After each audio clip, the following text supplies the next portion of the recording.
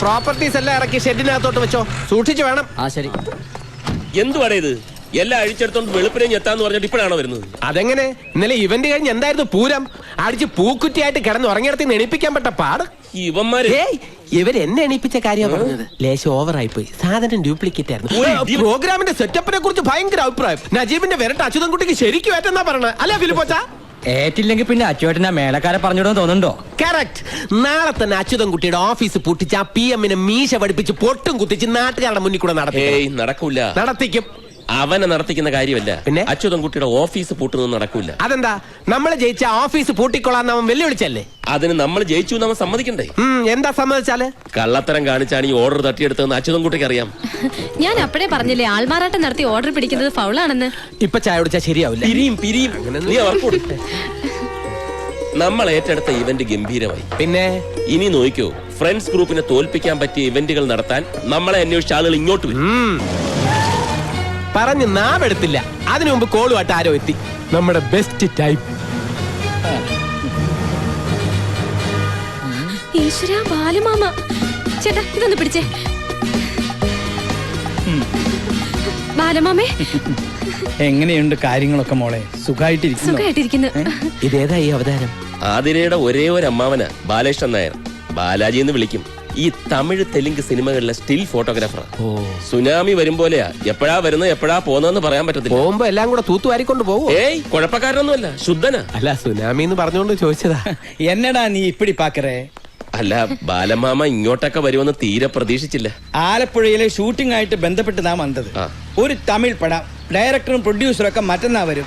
ഞാൻ നേരത്തെ ഇങ്ങോട്ട് വന്നു, എല്ലാവരെയും ഒന്ന് കണ്ട് കാര്യങ്ങളൊക്കെ പറഞ്ഞ് മുടിച്ചിട്ട് പോകാന്ന് നനച്ചു. മുടിച്ചിട്ട് പോവാനാ? മുടിച്ചിട്ടെന്ന് പറഞ്ഞ തീർത്തു എന്നർത്ഥം. ഞാൻ വിചാരിച്ചു മുടിച്ച്. നീ എന്തിനാ അങ്ങനെ വിചാരിക്കണേ? ഇവൻ ഏതാ? ഞാൻ നജീബിന്റെ ഫ്രണ്ടാ. ഫ്രണ്ടിക്കാരാണ്ട് കുറച്ച് ബാക്കിലേക്ക് മാറിക്കടാ. ഈ ഗേറ്റിന്റെ മുമ്പിൽ കൂടെ വേണല്ലോ കളരിക്കിലേക്ക് പോകാൻ. അപ്പൊ ഇവിടെ കേറി നിങ്ങളെ ഒന്ന് കണ്ടിട്ട് പോകാമെന്ന് വിചാരിച്ചു. ഞാൻ വിചാരിച്ചു ഞങ്ങളോടൊക്കെ ദേഷ്യമായിരിക്കും. എതുക്കടി? അല്ല, ഇവിടെ നടന്ന പ്രശ്നങ്ങളൊക്കെ അറിയുമ്പോ ഒക്കെ അറിഞ്ഞിട്ട് തന്നെ ഞാൻ വന്നത്. ഏത് ആണിന് ഏത് പെണ്ണാന്ന് തീരുമാനിക്കുന്നത് നമ്മളല്ല, ഈശ്വരനാ. അത് തന്നെയാണ് ഞാനും പറയുന്നത് അമ്മാവ. കൈയെടുക്ക്. നീ കെട്ടിയതാ? അല്ല. എന്തേ? ഈശ്വരൻ ഒരുപാട് കഷ്ടപ്പെട്ടു. മനസ്സിലായില്ല. നീ വളരെ ചീപ്പായിട്ടുള്ള സാധനമാണല്ലോ കഴിച്ചിരിക്കുന്നത്. ഇതൊക്കെ ഗവൺമെന്റ് നിർത്തിന്ന് പറഞ്ഞിട്ട് ഇനി അയ്യേ വന്നേ. വാറ്റപ്പ് ഇവിടെ കിട്ടൂല്ലേ? നീ എവിടേക്കാ ഈ പായണേ? നിക്ക്, ഞാനൊന്ന് ചോദിക്കട്ടെ. ഞാൻ കുടിക്കാൻ എന്തെങ്കിലും എടുക്കാം. അത് ரொம்ப നല്ല ഐഡിയ. സീക്രട്ട് എടുത്തിട്ട് വാ. അച്ചൂട്ടി ഇപ്പോഴും അടങ്ങിയിട്ടില്ല അല്ലേ? എങ്ങനെ അടങ്ങും? ഞാനിവളെ തട്ടിക്കൊണ്ടു പോകുന്നാണല്ലോ എല്ലാരും ധരിച്ചു വെച്ചിരിക്കുന്നത്. എന്താ അങ്ങനെയല്ലേ? അല്ല, സത്യം ബാലമാമ എങ്കിലും അറിയണം. നീ പറയ്. പുഴയെ ചാടി ചാകാൻ ഒരുങ്ങിയെടുത്തുനിന്ന് രക്ഷിച്ചോണ്ട് വന്നതാ ഞാൻ. ഈശ്വര, എന്താ ഞാനീ കേക്കണേ? അല്ല, അവളെയും കുറ്റം പറയാൻ പറ്റില്ല. എത്ര പേരുടെ മുന്നിലാ കെട്ടി ഒരുങ്ങി ചായയും പലഹാരം കൊണ്ട് നിൽക്കുന്നത്. ജാതകത്തില് വൈധവ്യ ദോഷമുള്ള പെണ്ണിനെ ആർക്കും വേണ്ട. അവള് കാരണം ഏട്ടന്റെ കല്യാണം കൂടെ നീണ്ടുപോയല്ലോ എന്ന് ഓർത്തിട്ടാ ആ കടുങ്കൈ ചെയ്യാൻ പോയത്. എനിക്കൊരു ജീവിതം തരാൻ നജീബിക്ക് പറ്റുമോ എന്ന് ചോദിച്ച് കരഞ്ഞപ്പോ പിന്നൊന്നും നോക്കിയില്ല, കൂടെ കൊണ്ടുവന്നു. എനിക്കെന്ത് നക്ഷത്രവും ജാതകവും? ഇതൊക്കെ നിനക്ക് അച്ചൂട്ടിയോട് പറഞ്ഞുകൂടായിരുന്നു? ആത്മഹത്യ ചെയ്യാൻ ഒരുങ്ങിന്നൊക്കെ അവനോട് എങ്ങനെയാ പറയുന്നത്? ഇനി എന്തെങ്കിലും ഒന്ന് പറഞ്ഞു കോംപ്രമൈസ് ആക്കാമെന്ന് വെച്ച് അടുത്തോട്ട് എന്നാ കൊമ്പും കുലുക്കിക്കൊണ്ട് കൊലവിളി നടത്തുകയല്ലേ. ഒക്കെ കേട്ടു. കഷ്ടായേട്ടോ. ഞാൻ പറഞ്ഞു, നീ വിഷമിക്കണ്ട. ഒരു കുഞ്ഞുണ്ടായി കഴിഞ്ഞാൽ അവന്റെ ഈ വാശിയൊക്കെ മാറും.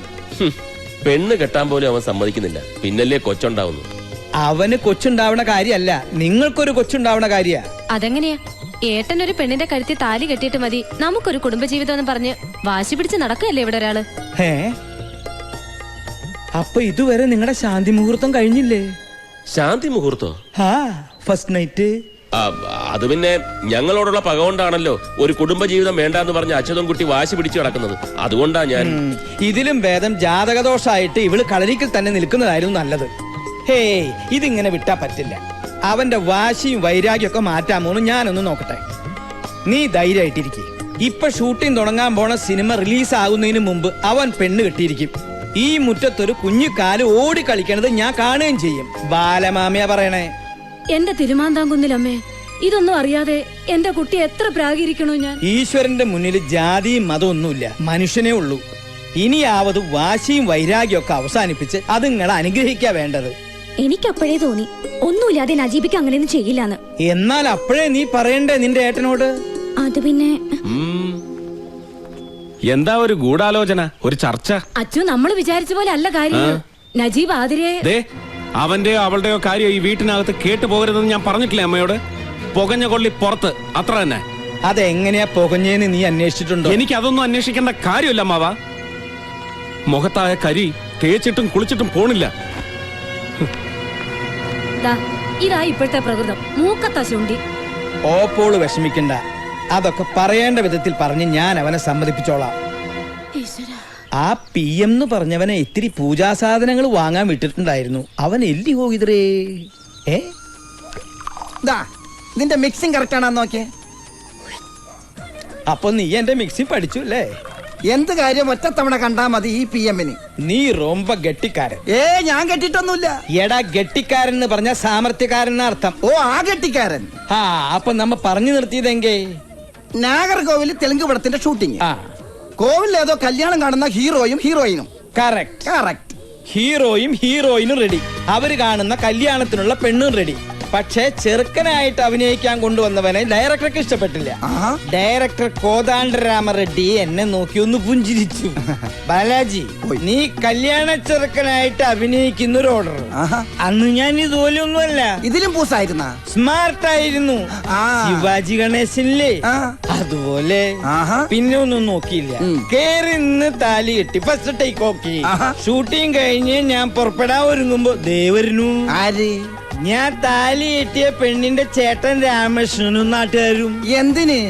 കെട്ടിയ പെണ്ണിനെ ഇവിടെ ഇട്ടുകൊണ്ട് പോയാ കൈയും കാലും വെട്ടുന്നു പറഞ്ഞ് എന്റെ ക്യാമറയും ബാഗും അവര് പിടിച്ചെടുത്തു. അപ്പൊ ആ പെണ്ണ് നടിയായിരുന്നില്ലേ? ഏയ്, ഷൂട്ടിംഗ് കാണാൻ വന്ന ആ പെണ്ണിനോട് എന്തൊക്കെയോ പറഞ്ഞ് വേഷം കിട്ടിച്ചത് ആ പ്രൊഡക്ഷൻ മാനേജർ തെണ്ടി. എന്നിട്ട് എന്താ, ശാന്തി മുഹൂർത്തം കഴിഞ്ഞ് ഞാൻ നടുവിട്ടു. ശാന്തി മൂത്രോ? ഫസ്റ്റ് നൈറ്റിംഗ്. പിന്നെന്തിനാ അവിടുന്ന് പോന്നത്? അവിടെ തന്നെ കൂടായിരുന്നില്ലേ? അതെങ്ങനെയാ? അന്ന് എനിക്ക് നാട്ടിലൊരു ഭയങ്കര പ്രേമുണ്ടായിരുന്നു. എന്നിട്ട് അവരെന്ത് കെട്ടാഞ്ഞത്? സിനിമാക്കാരന് പെണ്ണ് കൊടുക്കില്ല എന്ന് പറഞ്ഞ് അവളുടെ തന്ത വേറൊരുത്തനെ കൊണ്ട് അവളെ കെട്ടിച്ചു. എന്നാ പിന്നെ തിരിച്ച് നാഗർകോവിലേക്ക് പോകായിരുന്നില്ലേ? ചെന്നാൽ അവരെന്റെ കൈയും കാലും തല്ലി ഒടിച്ച് അവിടെ ഇടും. പിന്നെ ഒരിക്കലും അവരെ കണ്ടിട്ടേ ഇല്ല? ഒരുപാട് സ്ഥലത്ത് ഞാൻ അവരെ അന്വേഷിച്ചു, പിന്നെ ഞാൻ അവരെ കണ്ടിട്ടില്ല. അന്നു മുതൽ ഈ ക്യാമറയും തൂക്കി അലയാൻ തുടങ്ങിയതാ അശ്വത്ഥമാവിനെ പോലെ. ഓ, ഫ്ലാഷ് ബാക്ക് ആയിരിക്കും നാറുകോൽ. അതേടാ, നീ ഇരിക്കേ. വേണ്ട വേണ്ട, ഞാനൊരു 1000 തവണ കേട്ട് ബോറടിച്ചതായി കഥ. 1000 അല്ല, 10000 തവണ കേൾക്കണം. എന്നാലേ ഭാര്യയും കുട്ടികളും കുടുംബവും ഇല്ലാണ്ടായാൽ എന്താന്നുള്ള നൊമ്പരം അറിയൂ. എന്ത് നൊമ്പരം! വീണടം വിഷ്ണു ലോകമെന്നും പറഞ്ഞ് പറന്ന് നടന്നൂടെ? സുഖല്ലേ? സുഖം പുറത്ത് നിൽക്കണവർക്ക് അങ്ങനെ തോന്നും, പക്ഷേ ഉള്ളിലെരിയണ തീ ആരും കാണില്ല.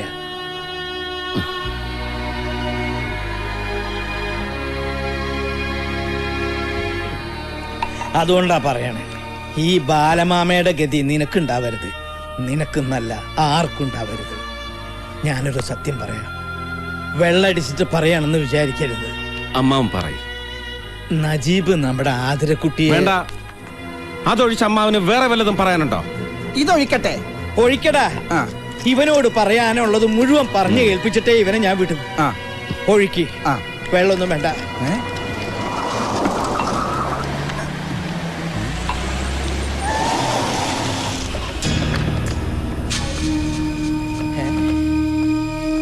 ആരാ ഈ നേരത്ത്? പൈലിപ്പിള്ളയും അയാളുടെ ഗുണ്ടകളുവാ. ആരാ പൈലിപ്പിള്ള? ചിട്ടിക്കമ്പനി മുതലാളിയാ. പിന്നെ കൊട്ടേഷൻ കൊടുക്കും. കൊട്ടേഷനാ? ആരെങ്കിലും കയ്യും കാലും തല്ലി ഓടിക്കണ, വണ്ടി കയറ്റിക്കൊല്ലണ, ഇവന്മാരെ ഏൽപ്പിച്ചാ മതി. ഓരോന്നിനും പ്രത്യേകം റേറ്റാ.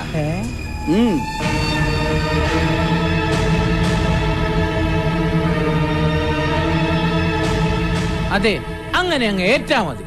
അച്യുതൻകുട്ടി പറഞ്ഞാ പിന്നെ പൈലിപ്പള്ളിക്ക് പിന്നെ എന്നതാ, അതങ്ങ് അനുസരിച്ചിരിക്കും അക്ഷരം പ്രതി. എന്നാ പിന്നെ ഞാൻ അങ്ങോട്ടോ. വണ്ടി കയറാ. ഈ പൈലിപ്പള്ളി ആയിട്ട് അച്ചൂട്ടിക്ക് എന്താ ഇടപാട്? നജീബിന്റെ കയ്യോ കാലോ തല്ലി ഓടിക്കാൻ കൊട്ടേഷൻ കൊടുത്തായിരിക്കും. എന്റെ പരദൈവങ്ങളെ, ഇവന്റെ പകയൊന്നടങ്ങാൻ എന്തെങ്കിലും